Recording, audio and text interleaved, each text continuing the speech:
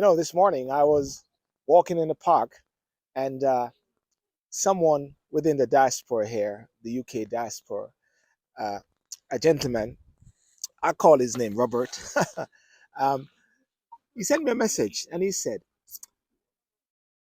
the Prime Minister has no certified account for 2 years. And he's talking about Jamaica and he says, what an example. And he's alluding to the Prime Minister of Jamaica, Andrew Holness. Is that true? The Prime Minister has no certified accounts for years with an example. And he goes further by saying this is totally unacceptable, could never happen here. And when he says here, he's referring to the United Kingdom, the mother of democracy, the one that Jamaica is actually emulating from, the Westminster system, which Jamaica is modeling from. And he said they have at least a moral civility to respond. And it's a contempt for the electorate. And I just want to say that this is something that I've been talking about for years. Well, not for years, can't be for years, but I've been talking about it a lot, about the integrity, the accountability, the openness, the objectivity, the leadership, the integrity, the honesty of leadership, right? And this is not just for Jamaica, because people are going to say, Silburn, and people will say, Silburn, in your backyard, in the UK, that happens. And someone will say, in the USA, that happens. But ladies and gentlemen, we are talking specifically about Jamaica. Jamaica is what we're talking about. So persons in the diaspora is waking up to these issues, to these concerns. And with this local government election, which is happening now, I think it is prudent and it's very important that Jamaicans really hold their leadership to account. All the local government candidates, and I pinpoint that because what you're doing, I believe you are going to be setting an example for future elections because there'll be a local government election and that will be completed by February the 26th. And there's going to be a general election, which is going to be by 2025. Depending on the outcome of this local government election, who knows? The present government may actually call for a general election.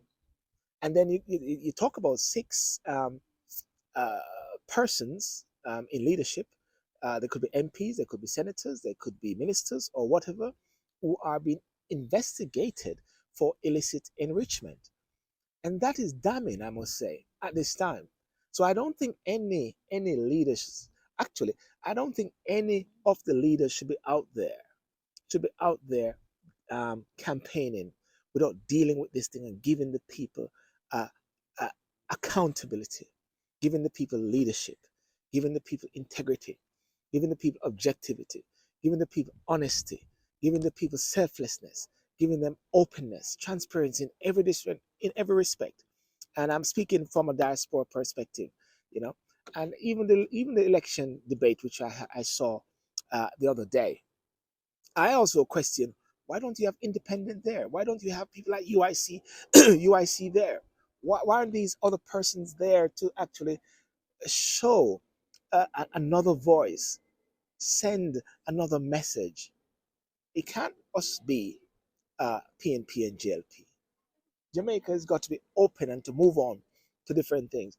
So that's my response to Robert and my perspective on it, because people ask me these questions all the while and I try to give an objective. And this is not a PNP message, not a GLP message. This is about leadership. This is about accountability. This is about Jamaica moving on a pathway of integrity. Come on, guys. Come on, Prime Minister. Come on, GLP. Come on, PNP. There's a Vision 2030 as well. Vision 2030 says we're going to be a fully developed country by 2030. If that's the case, there should not be any division. There should be only one manifesto with the PIOJ, Planning Institute of Jamaica. Is the Vision 2030 in place?